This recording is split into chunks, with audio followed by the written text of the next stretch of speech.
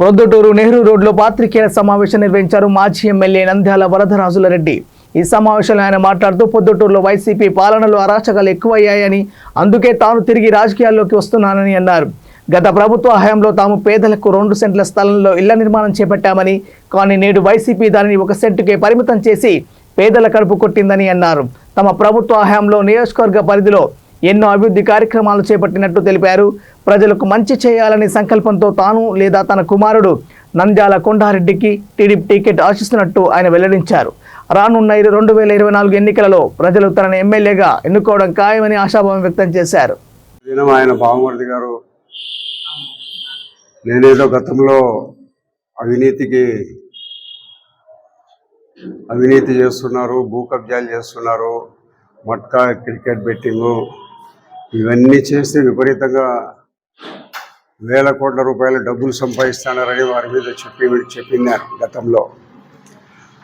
దానికి ప్రతిగా వాళ్ళు మొన్నటి 2 రోజుల కిందట ఎమ్మెల్యే గారు నిన్నటి దినం వాళ్ళు పెట్టి, మేము అటువంటి ఎక్కడ పొరపాటు చేయలేదు, మేము సత్యహరిశ్చంద్రులము, ఎక్కడ ఎవ్వరు కూడా మేము 1 రూపాయి లేదు, పైగా దాన ధర్మాలు చేస్తూ ఉన్నాము అని కూడా చెప్పడం జరుగుతుంది.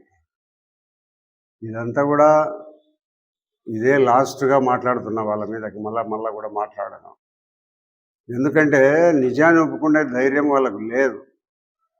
ప్రొద్దుటూరు ప్రజలందరూ చెప్తున్నారు, ఎక్కడ చూసినా భూ కబ్జాలు, క్రికెట్ బెట్టింగులు, మట్కా ఇస్పెటాకులు విస్తృతంగా ప్రచారం చేసి పార్టీ దృష్టిలో పడి పార్టీ టికెట్ తెచ్చుకోవాలనే ప్రయత్నం చేస్తున్నారు. ఈ సందర్భంగా 40% యువకులకు ఇవ్వాలనే ఆలోచన చేస్తున్నాడు చంద్రబాబు నాయుడు గారు. అంటే దాంట్లో భాగంగా నేను వయసు అయింది కాబట్టి నాకు ఇవ్వలేని పరిస్థితిలో నాకు కొడుకైనా ఇవ్వాలని అడుగుతాను. తప్పేంటి?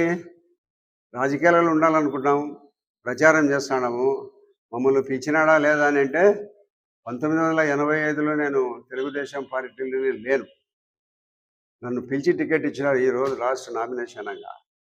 దీంట్లో పార్టీలో ఉన్నోడికి ఇవ్వాలా, ఇన్నేళ్ళ నుంచి నేనుండా, ఇన్నేళ్ళ నేను గెలిచేవారికి టికెట్ ఇస్తారా? కాబట్టి వీళ్ళందరూ ఏదో నేను ప్రయత్నం చేస్తాను, 85 ఏళ్ళ వయసు, నాకు 90 ఏళ్ళ వయసు ఉంది, అద్వానికి 90 ఏళ్ళు 94 ఏళ్ళ వయసు ఉంది, బాగున్నాడు.